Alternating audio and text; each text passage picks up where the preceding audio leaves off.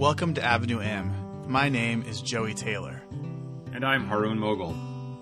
We're two men on a journey of faith and meaning. In each episode, we sit down with a remarkable guest to unpack the moments that shape us, the struggles that build us, and the questions that intrigue us. A few weeks ago, we sat down with Washington Post columnist, author, and fellow podcaster Shadi Hamid for an unexpectedly candid and sincerely searching conversation. We got Shadi to talk about apocalypse, America's place in the world, democracy, and Gaza. We wanted to learn more about Shadi both as a man and a person of faith, to understand how he's become one of our most recognized national voices without parking his creed, convictions, or commitments at the door. To begin the conversation, we asked Shadi to share a personal moment that was an apocalypse for him. That is a tough question. So I'd have to go back to 9/11, really. The moment that changed my life. I think for a lot of us of that generation, there was a sense that an old era had ended and a new era had begun. And I think that turned out to be true because my life did change in pretty profound ways. Personally, religiously, politically, I decided to kind of go fully into politics because of 9/11, because of what happened that day. And it changed my relationship to Islam. In the beginning, I sort of became more intensely religious than I had ever been. I was living away from home for the first time, trying to find out who I was, where I belonged, who I belonged with. And I think Islam and a kind of a stricter, more narrow, let's say, version of Islam was something that gave me comfort for both better and worse. How old are you? I was 17, about to turn 18. Were you in DC? Yeah, it was my freshman year of college. I was at Georgetown. We could see the smoke from the Pentagon at the top of my dorm. Yeah, it's still kind of visceral to me to this day. I mean, obviously, I wish it didn't happen for all the obvious reasons, but I also wish it didn't. Well, I would have been a completely different person. So it's also, I would in some sense be negating myself and the person that I became. But I can imagine living a quieter life and a life that, would I have been a writer? Would I have really gone in this direction? Maybe I would have still somehow in a roundabout way, but it's also totally possible that I wouldn't have. I was actually talking to Joey. I think you're the most kind of within the mainstream media and traditional media, as well as new media. You're one of the most prominent, openly, confessionally Muslim voices in the United States, and it makes me think that it's a very unique position to be in. I'm sure at times it's a difficult position to be in. Do you think that this is true to who you are, or is it fundamentally a response to that moment? So I think who we are is always contingent. And I can't imagine counterfactuals. I think counterfactual reasoning is a helpful thing to do, to imagine the other lives that we could have lived, because we could have lived other lives and we may have lived them if things had turned out differently. I always liked writing. I mean, I definitely took pleasure in words from an early age, and I wrote for the high school newspaper. But I wrote about things that maybe were a little bit different. Me and a friend of mine, we had a newsletter called In the Paint, which was about basketball and NBA stuff. And I was really into sports back then. And then I totally lost interest in sports after 9/11. It was like, this is silly. Like the world is falling apart, that sort of thing. I think that I'm grateful for the position that I'm in. I'm lucky to be able to reach a wide audience and to have a lot of people reading and listening to what I say.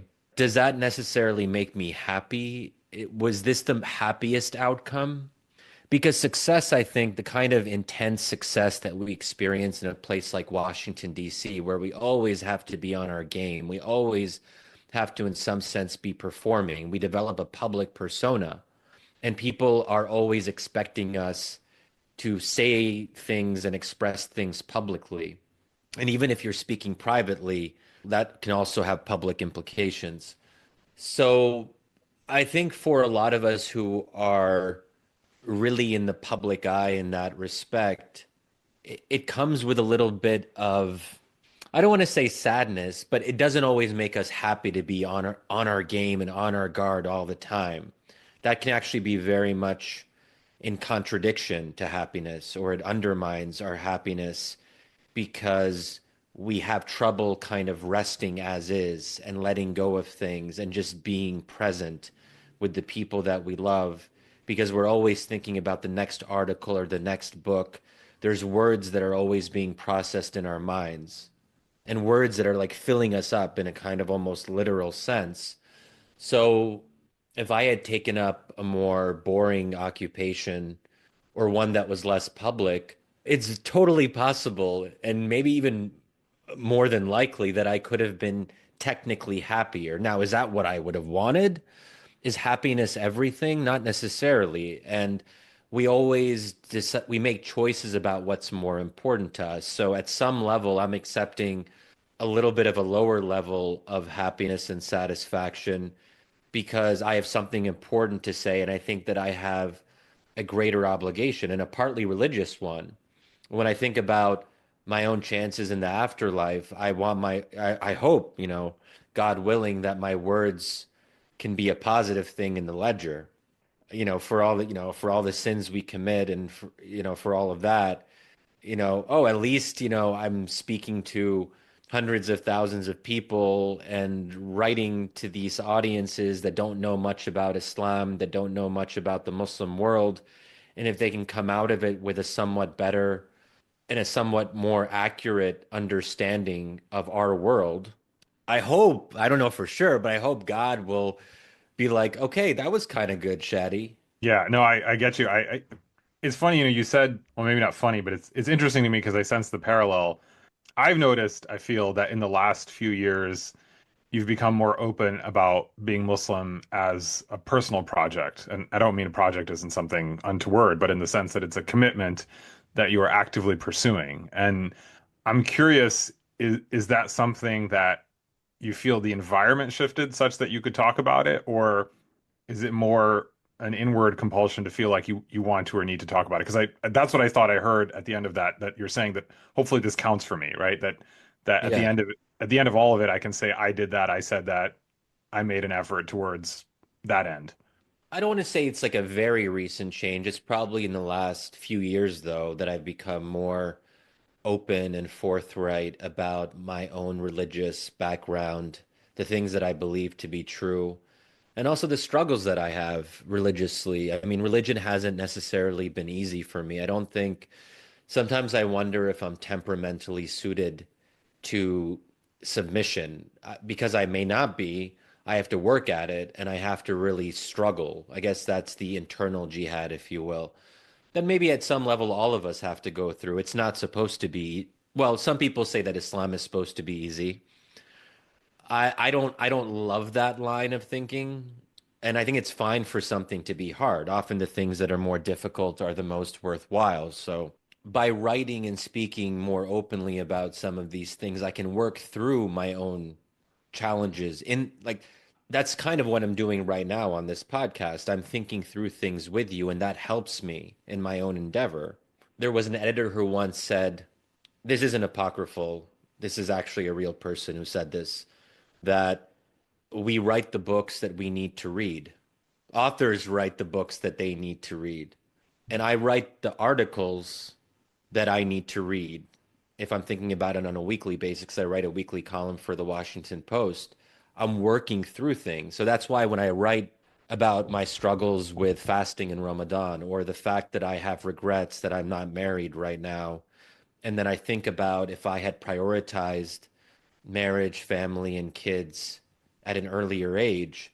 And maybe if I wasn't so ambitious, maybe if I wasn't so lost in words, I could have had a more traditional trajectory of, oh, normal job, 9 to 6 or 7 or 5, even, who knows. And the job isn't a calling. The job is just something I do to make money. And if that is clear, then I have to find meaning elsewhere. And maybe then I would be more likely to find that meaning in family. And it would have been really a top priority from like Not my 20s. I can't imagine at all getting married in my 20s. I find that like somewhat hard to even like fathom.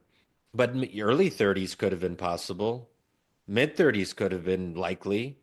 But I had other things that were consuming me and I could find meaning elsewhere. So I think that the total amount of meaning that we can kind of countenance at any given, it's limited. There's only so much meaning we can take at any particular moment. And I found a lot of that elsewhere.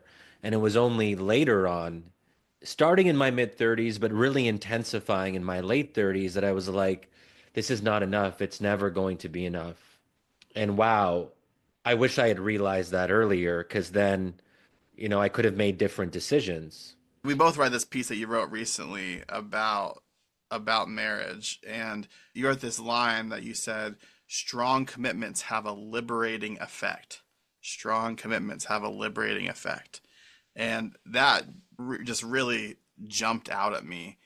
It sounds to me like you have made a strong commitment to this calling that you've perceived, and not to get into the grass is greener kind of thing, but there are some other commitments that you could have also made that would have had a similarly kind of a liberating effect. So just unpack that kind of frame for us and talk about how that connects to your life right now.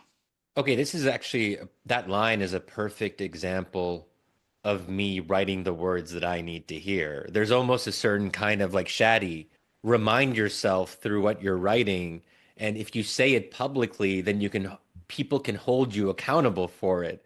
And you can hold yourself accountable to it, because you can sort of think back and be like, well, I wrote that. I should probably live up to it. So I think that strong commitments have a liberating effect. No, I know that they do. I'm kind of joking there. But there's certain kind of strong commitments that I haven't experienced that I can only guess at. So marriage being one of them, and having kids, and how that it shapes how you use your time, how you think of your time. And I think anyone really knows this. You don't have to be married, but anyone who's spent a lot of time with another person in a relationship, for example, having someone else in like a 20-foot radius a lot of the time, it changes how you, for example, like in that case, I wouldn't be just like blobbing on my bed and watching a show, like binge watching a TV show on my laptop, because there's someone else around and I have to think about how they're situated in my world and that sort of thing. So I think there's things that I have like an inkling of, although I haven't experienced them fully.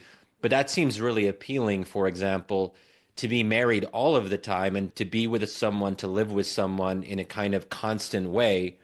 And that would have a profound effect on how your time is structured, for example. It might seem constraining at first blush, but I think there's something liberating about that, right? It liberates you from having to think about all the time how you're going to spend your time. You wake up, if you're alone, you wake up every day and you have unlimited choices. You literally, like, especially for me, because my work is somewhat flexible, I'm a writer, and I have basically one main deadline a week, which is my column. Beyond that, it's really up to me how I structure my days. But that is really a heavy thing. That can almost feel burdensome, to wake up and to feel that anything is possible. But of course, not anything is possible. So it's this kind of paradoxical way of being, that you feel that everything is before you, but it's also constraining in its own way. And this is where freedom can, this kind of modern liberal notion of freedom can end up feeling like a prison. But then the kind of constraints that Islam imposes upon us can feel liberating. But you have to buy into the premise. You have to buy into the paradigm. An example that I sometimes use is the keto diet, which I did a few years back for a significant period of time, actually. And keto is the most restrictive diet imaginable. It's crazy when I think about it in retrospect. Like, why would anyone do this? But I remember that once I actually said, I had to make a decision. And that's why people sometimes will refer to keto as the Islam of diets. That's a real thing, actually. Wait, is that a real thing? Yeah, yeah. And The some Islam of people, diets. Yeah. yeah, Yeah. it's actually a quote from my brother, I think. Okay. I was It's gonna not like say, you've got your next Washington Post column. exactly. Hey man, And branch this out. You never know. and Islam is the keto of religions. I guess you could sort of reverse it. Where was I going with this? I don't know. It's the Washington Post column at some point. I'm telling you, Well, Shadi, I'll yeah, have but a whole new column, like a whole new, yeah, yeah. But the way that keto works is that it actually you find freedom and constraint, but you have to accept the constraints willingly as the first step. A decision has to be made.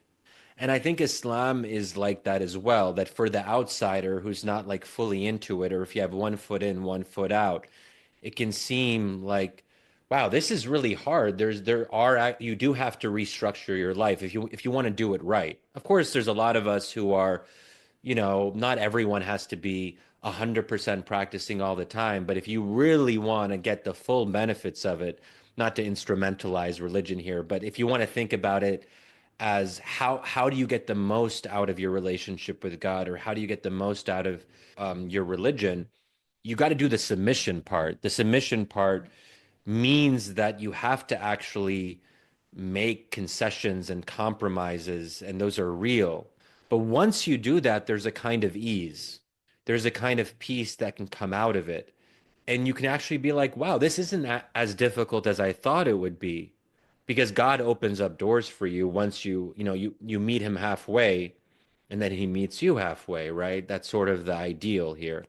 This is a way of thinking about a lot of things, and religion gives us a window into it, which is that constraints are good. We should embrace constraint, even if it seems difficult at first. I have a follow up on that. That sometimes people will ask me, "Are you happy? Are you where you want to be?" And I am where I want to be. And I don't want this to be misunderstood, but I don't find the question of happiness to be meaningful to me. Not in the sense that I'm unhappy, but in the sense that the way I now conceptualize of purpose and direction, I guess I like what you're saying. It feels like there's an obligation or a calling, and you're just pulled towards that. And it's kind of like I can't be except where I am. I don't know, but it Mm. that took a long time. There were moments along the way that kind of opened certain doors and closed certain doors. But I'm wondering for you, was there a moment where you felt like, writing more openly about religion, for example, you've got a podcast, Wisdom of Crowds, where you guys tackle really hard questions from very diverse angles, intellectually, culturally, spiritually. Like, what took you to that point, or what opened that perspective for you?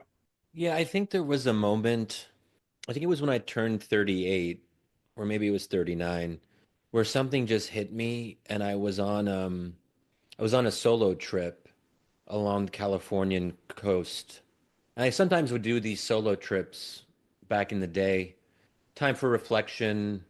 And I also found them like really enjoyable to just rent a car somewhere where there's not a lot of people. I used to do this thing where I would go to obscure island archipelagos. Like the Outer Hebrides in Scotland is incredible. The Faroe Islands are incredible. Corsica, I love. But so I would do those kinds of trips. And anyway, at this particular moment, when I was 38 or 39, I was just like, wow, I'm actually like pretty down, even though I'm on this supposedly fun trip that I was excited about. I don't know. It's sort of this also being midway, where the average life expectancy is, mid to late 70s.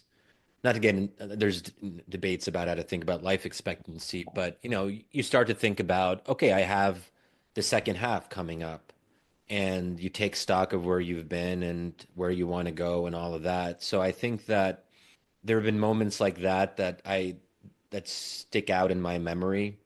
But I think at the same time, this question of happiness is really a tough one, because I relate to what you're saying, Haroon, that is happiness the goal? And is happiness something that we can reasonably expect to experience in a constant way? I mean, some might argue that the whole point of happiness is that it's not constant, that those moments of true happiness stand out precisely because they're rare. And that's something that we should be okay with.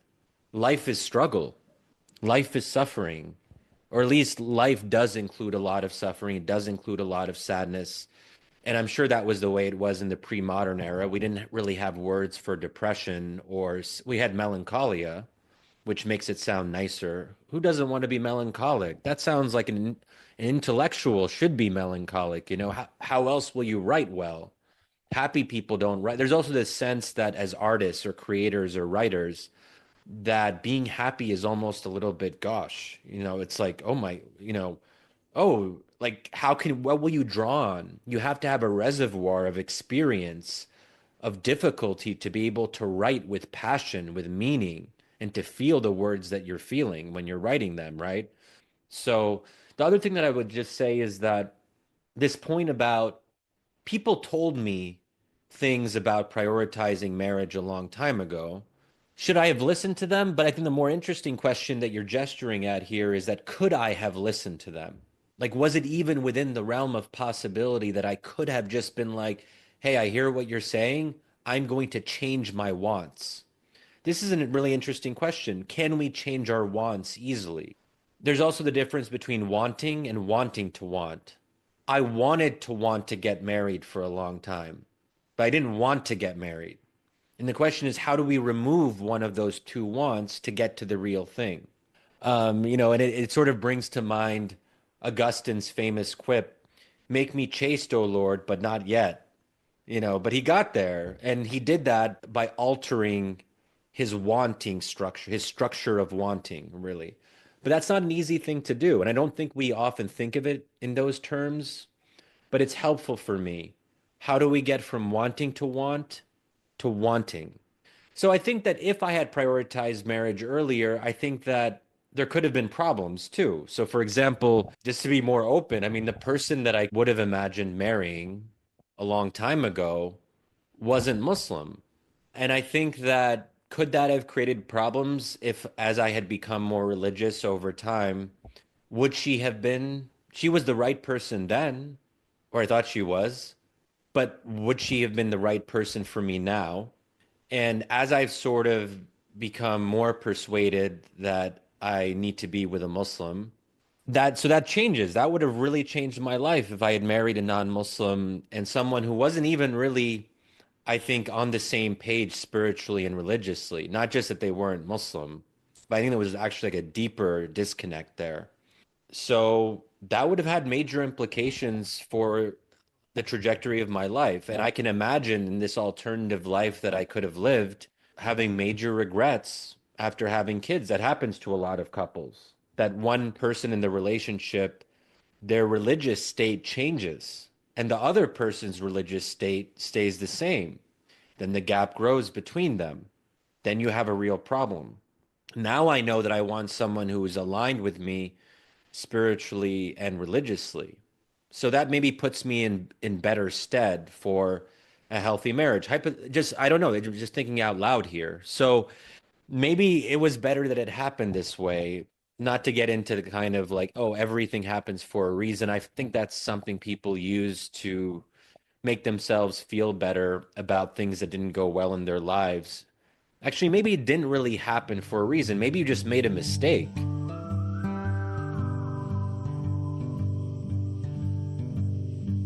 This episode is brought to you by Queen City Diwan. We build experiences, adventures, and retreats for travelers of all ages and backgrounds. We design journeys so you can take friends and family and make friends and family, because we believe who you travel with and who you become along the way matters just as much as where you go. This September, we'll be in Uzbekistan. In October, we're leading a remarkable pilgrimage across Saudi Arabia. And in January, we're offering a leadership retreat exclusively for college students, a journey across Andalusia, helping students connect with their heritage, discover their purpose, and realize their incredible potential. Visit queencitydiwan.com to find out how you can join an unforgettable adventure with me, your co-host, Haroon.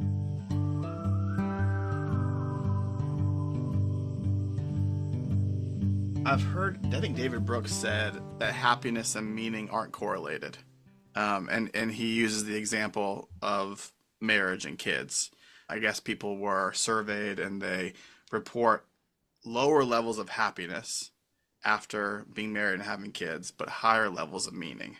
And so there's something there that I think that relates to this apocalyptic moment that you shared earlier. I think it's really difficult, maybe it's more difficult to find happiness in these apocalyptic moments, but in some strange ways, actually meaning is more accessible because there's an obvious kind of call there. There's an obvious point of action in moments where the world is being destroyed around us. So I wonder if you could just introduce us a little bit to your understanding of what apocalypse is, and then talk about how you make sense of meaning within a world that is going through an apocalyptic moment. An apocalypse is a sort of ending, to just use the term in the broadest sense possible without getting into the religious or eschatological aspects of it. Something is ending. And that's how I feel in some, well, I kind of waver on this and I go back and forth. Certainly, an old era has ended. Well, I already said that a previous old era ended with 9/11. So I guess this is a sort of recurring cycle in a way, that old eras are constantly ending. And then we're always thinking about things as beginning. What are new beginnings for us? And what are these cycles of change and so forth? But we can think of it a little bit more broadly now in the sense of whether the American idea or the American project, as we have known it, is coming to an end. I want to resist that. I want to fight that. And that's where I find my meaning. I'm not content with resigning myself to that fate. I can't really change the world, but I can change how people think about things. I can at least try. And I see my calling now as a kind of battle to keep America what I believe it is. I think America's already great. It was already great. And I feel pretty passionately about that. I should say that I'm, as Haroon knows, that my new book, which is coming out in November, is really like a love letter to America.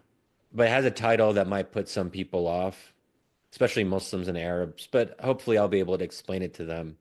Or they'll just like, titles are titles. And the title is accurate. It's not like it doesn't describe what the book is about, but it's called The Case for American Power. And I believe in American power, and I want to keep that. I want to maintain that. I have a different view than a lot of people about how American power should be used. I believe American power can be used for just ends, for moral ends, for Islamically aligned ends. That requires a lot of change, and my book is an effort to lay out what that different vision would look like. But to go back to the theme of apocalypse, I feel like more is at stake than I've ever remembered. And that's really frightening. Something that we loved might be taken away from us. I struggle to even put that into words, just the feeling of loss. But to see someone attack everything that you hold dear, by this, I mean, I'm referring to Trump here and his administration. That's a personal thing. The personal is political. I've often argued that the political shouldn't be personal or the personal shouldn't be political, but I haven't been able to maintain that own distance. I'm questioning whether the things that I argued before, I thought that I could rise above some of this, but sometimes I wake up and I think to myself, resistance is like, I was never a big fan of the first resistance against Trump. Thought it was just like, oh, I think it actually was over the top. I don't think the first term really was the end of America. I think the first term actually worked out better than a lot of us thought it would be. I think a lot of us were going into it thinking that it would be like really a lot worse than what it actually was. But then I think Trump 2.0, it's like, okay, this is worse. This is worse than This we is what thought we it was. thought it was This going is, to be. Yeah. yeah, now I'm more sympathetic to the idea of fighting. I don't like the resistance whole, I don't like that whole scene, but the idea of fighting, you have to fight for your family, for the people you love, for your religion. And I'm not talking here about like through violence or anything, but I mean in the more sort of like things are worth fighting for and things are worth believing in. And I put America as a kind of almost as a kind of article of faith in its own right. America is itself a kind of faith. It's interesting when you said that because I didn't like Trump 1.0. I do think I thought that Trump 1.0 would be like Trump 2.0, right? So I'm not quite sure how to feel, this time around in the sense that, it's kind of like a delayed reaction or delayed realization. Or maybe it was when the Republican Party, had finally fallen apart that that was the apocalypse and Trump was able, like we could see Trump for who he was when there was no longer a whole scaffolding around him that Mm. was kind of inhibiting and restraining him. But I think that in this moment, I do feel like a sense of loss, a sense of grief and sadness. I also feel a sense of hope. I think that a lot of people are pushing back and fighting back in different ways, and I do think to some extent that is contagious. But it's interesting, something you said to me, or you said that kind of struck me, is that I feel like the country is kind of like a family, specifically Mm. our family, right? Collectively, the three of us, but obviously not just the three of us. Is that too much to like? It feels like a family member is being attacked, Yes.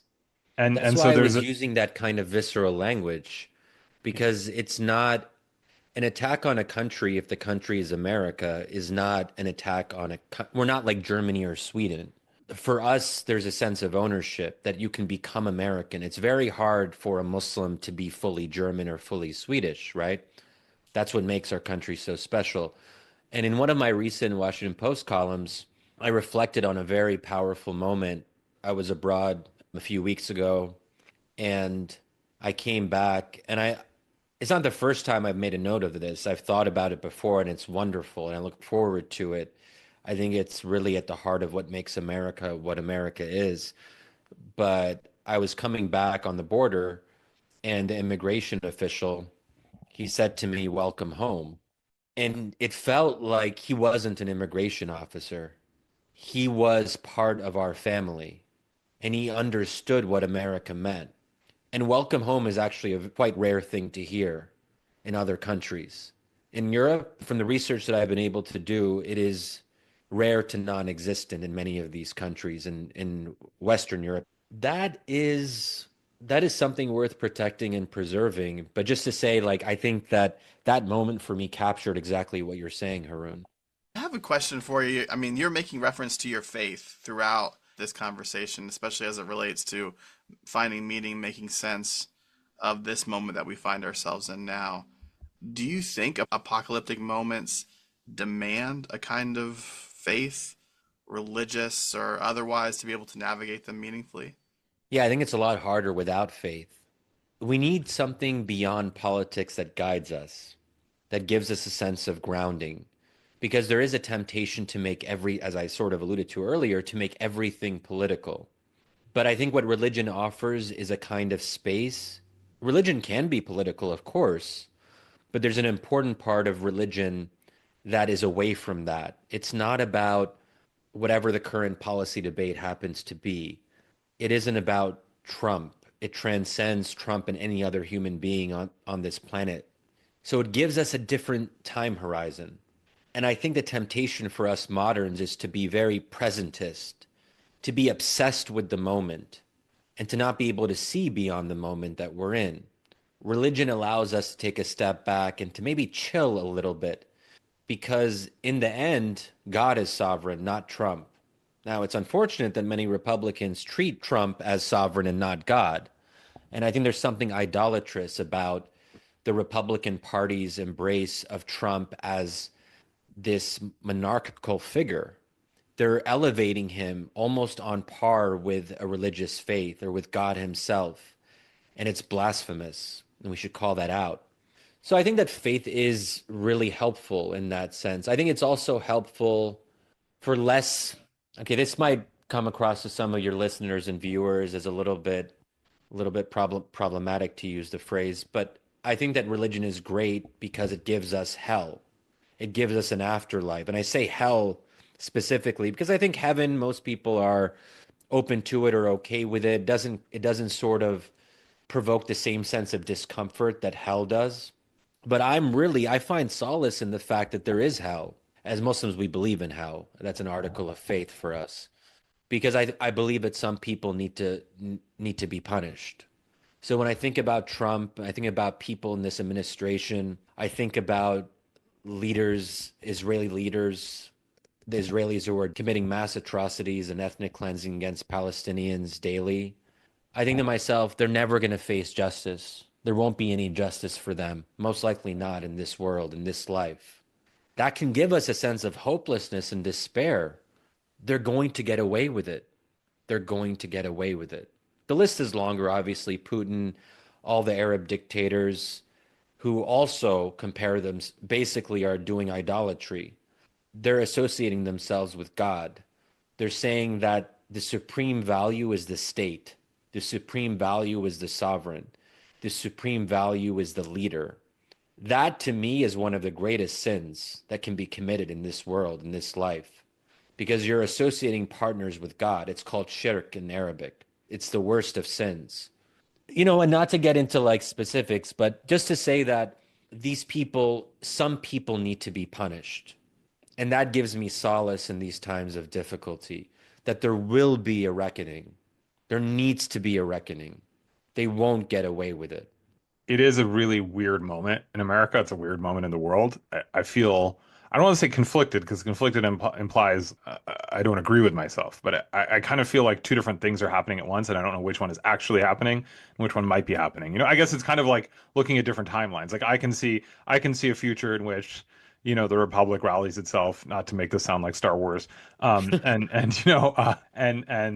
kind of put this particular genie back in the lamp, so to speak, or one where, the harm that's been unleashed can't really be contained, right? So I often find myself driving through some beautiful neighborhood in Ohio thinking maybe this was as good as it got. And I got to live the first half of my life, in peak empire. Now I'm just kind of watching it fall apart. And I don't know, I mean, no one can know, right, which of those two or maybe something else would happen. But I've also noticed it affecting me on a very personal, granular level, like what I do in my daily life, like how I act, how I prioritize things. Do you feel that happening to you as well? That there's this sense that because there is this kind of American reckoning, shall we say, obviously not on the metaphysical level, but in this kind of day-to-day level where we're forced to make really hard choices and take very strong stands at apparently greater and greater risk, that you feel like your own personal life has changed in some way, or your relationship to faith, or even how you practice your faith or think about faith? Yeah. Well, I'll say that what's happening in Gaza has been probably the hardest political thing for me to it doesn't even feel political. It affects me on a daily basis in a way that's kind of hard to put into words. I feel a weight, a kind of heaviness, and I ask myself almost every day, how is this even possible? And I don't know the answer to it. Actually, I do know the answer to it, and it's actually a very difficult answer to reckon with. That there are a lot of people, including people I know well, including friends of mine, who simply don't value Arab and Muslim lives. We're not equal. The friends I have in mind would never admit this to themselves, or even certainly not to me. But deep down, I think that's what's driving a lot. There is this sense that Arabs and Muslims represent a kind of sea of barbarism, and Israel is the Western liberal outpost in the middle of it. It's a civilizational thing for a lot of people. Once you sort of process that, it's hard to kind of be in the world with that knowledge that there's millions of people and they're allowed to say and do and support the things that they support and openly in the mainstream. I suppose it's fine to have terrible opinions as long as they're not in the mainstream, as long as there's a kind of gatekeeping. But here, it's just totally okay. So I think that's been hard for me to process, and I think it has changed. It's introduced limits to my own principles. So, for example, I was always someone who thought that, like, no holds barred, you can talk to anyone, short of an actual open, admitted white supremacist or an actual terrorist who's literally a member of a terrorist organization, that we should be able to discuss and debate with everyone and anyone. I'm less comfortable saying that now. And what I've done to preserve my own friendships, and here I'm talking about my friends who have terrible opinions when it comes to Arabs, Muslims, Palestinians, I've decided that it's better to preserve the friendship by agreeing not to talk about these things. Because the more I hear what they're going to say, the more I'm going to be persuaded that they might actually be genuinely bad people. And I don't want to believe that about friends, especially close friends. So I had to make a choice there. But I don't think it's helpful to debate these things with people. I'm not interested in debates about whether what Israel is doing is justified. I think that's, for me, that's beyond the pale. If you think that ethnic cleansing and mass atrocities are justified, then I think we've reached a limit. So I think that it's showing me what my own limits are in that regard, and perhaps that's a helpful, productive thing. But that also, I think, in those times of difficulty, you also want to maybe be around your people a little bit more. And here I mean people I suppose it's in the somewhat tribal sense. I think that tribalism is fine as long as it's not like taken to extremes and you don't let it distort your own view of the world. But sometimes you just want to be around other Muslims who are sort of on the same page. I'm not even talking about Palestine as much, but who are finding resilience in their own faith. That gives you strength to see other people who are finding strength in their faith. That's a point of religion, I suppose. So there's nothing really controversial about that. But I think that that impulse is heightened for me in these times of reckoning. You're like, okay, let's pray together. Let's sort of be in community. And that's why I have made a more conscious effort to be in Muslim spaces, to go to Muslim events.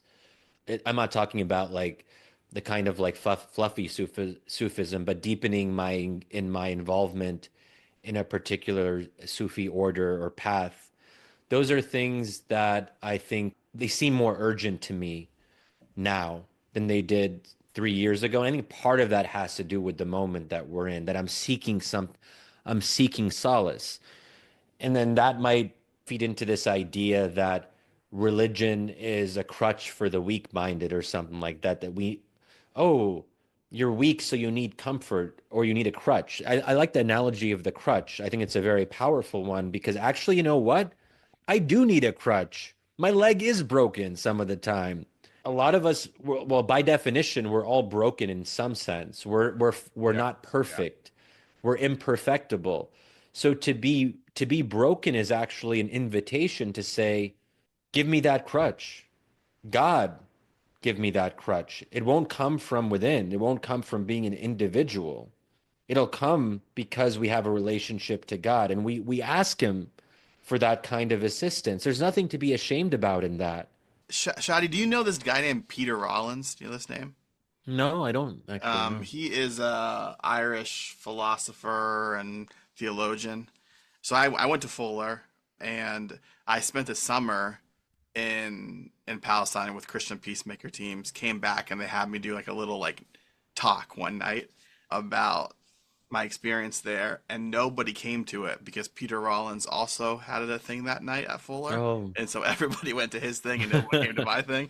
Anyways, but I actually really love Peter Rollins a lot, and he talks about this thing, kind of like a parable of sorts, where there's a guy who grew up in a teetotaling family, so his family didn't drink alcohol.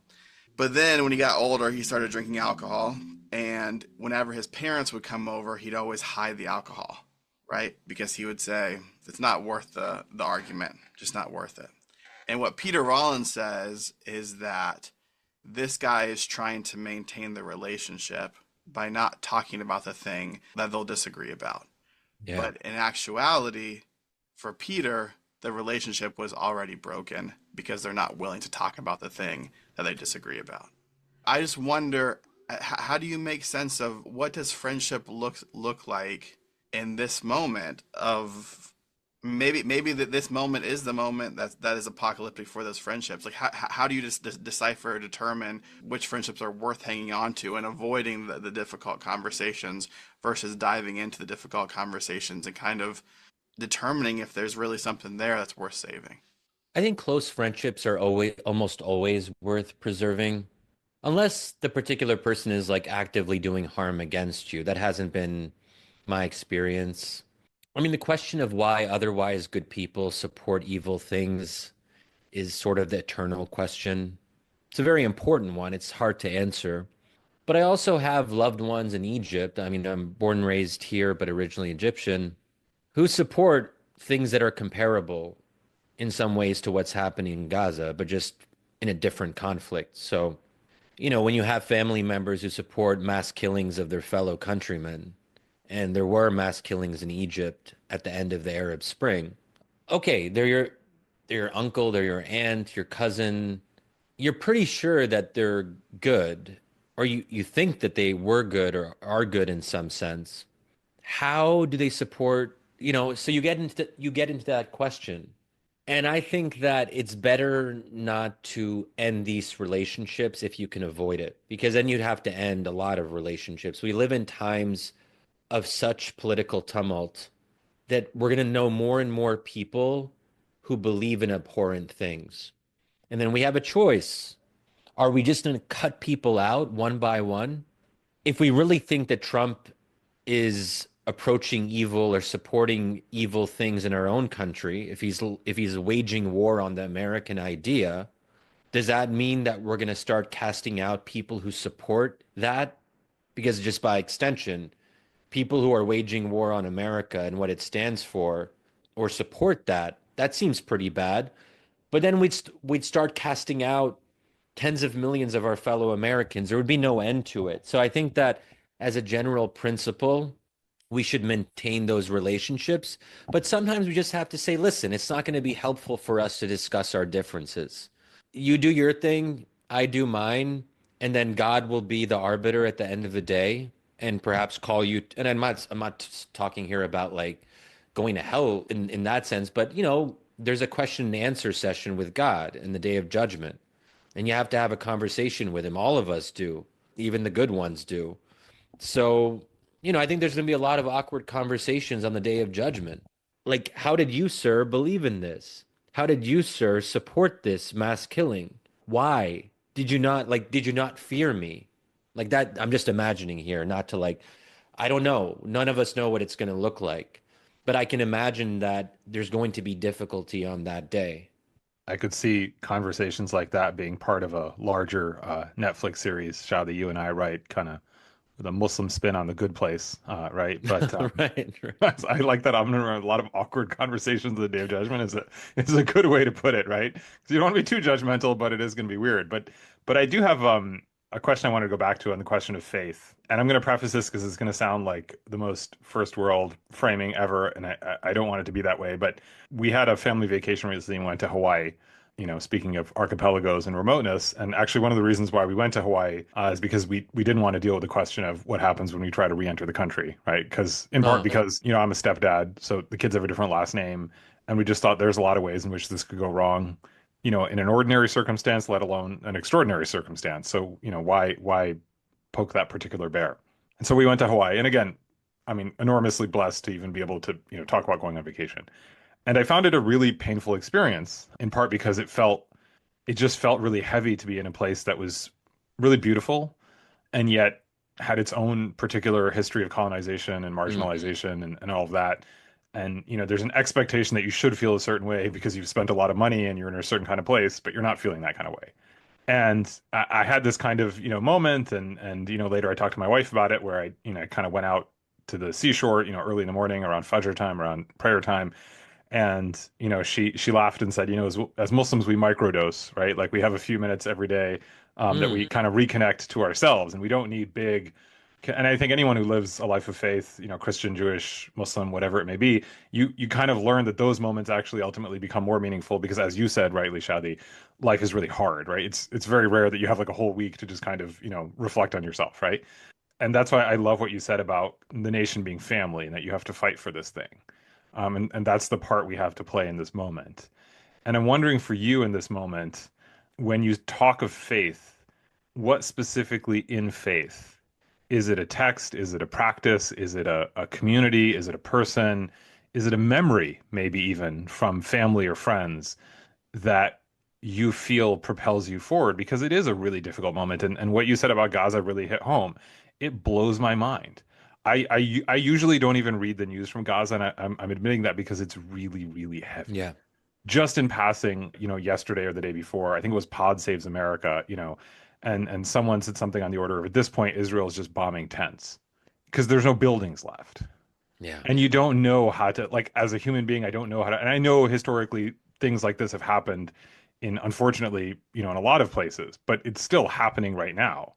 And so I think in a moment like this of such heaviness, what gives you light? Yeah, I think that for me, when it comes to faith, prayer, if I'm in the right mood, can be very powerful and sustaining. There's always a difficulty, though, when you're just sort of consumed by thoughts when you're trying to focus on prayer. It's the same issue I have with my meditation practice, which can also be very nice and very generative if I'm in the right state of mind. I think also that remembrance of God, and there's different ways to do it in the Islamic tradition, but I think daily remembrance when you're just kind of naming the names of God or naming his attributes or naming your thankfulness and gratefulness to him. That's a way of grounding yourself because you're reminding yourself that there is something beyond you and there is something more important than politics and there is something transcendent. So I think those are things that can really feel powerful for me. Again, maybe not as often. I don't experience the transcendence. Transcendence is hard. Again, it goes back to what I was saying earlier. I don't think I'm temperamentally suited to like sustained feelings of transcendence. They're quite rare for me. I know people who apparently experience them on a regular basis. I'm envious of them. But God gives us different gifts, and at some point you have to accept that you can't be someone other than you are. You try your best, but there might be limits, you know? Some of us approach Islam in a more intellectual way, and this is all I've always been very intellectually attracted to Islam, that I feel it in my mind and less so in my heart. And now I'm trying to reverse that a little bit. But I've always been a kind of rationalist. I think Islam is the most rational religion. That's one of the reasons that I'm convinced that it's true. But rationalism, you can only go so far with rationalism, especially when it comes to matters of faith. And I think that some of us can fall into this trap of like a 2 + 2 = 4 approach to religion. And transcendence isn't about that. I'm in the same boat. I overthink everything as it is, and I find submission very hard, right? Because the other part of me is trying to, constantly articulate everything, and quieting that is very, very difficult. So, my question for you is if we're living in an apocalyptic moment, how does that affect you and your daily life? And more specifically, if this is an apocalyptic moment we're living in right now, what are you going to do with the rest of your day, Shadi? Like, what's the rest of the day look like if our world is coming to an end in some meaningful way? Well, the good thing is that it's not coming to an end in any kind of like full or absolute sense. At least not that I'm aware of. Obviously, anything can happen. I mean, I still have a kind of faith in America that in our resilience, and America does have a way of muddling through. Every generation acquaints itself with its own conception of decline. I mean, as part of my new book, I was looking into the history of decline and declinism. And every decade, there's all these books talking about the end of the American idea, the end of the American project, the end of something. And then there's something very American about that. To be optimistic, you also have to be pessimistic.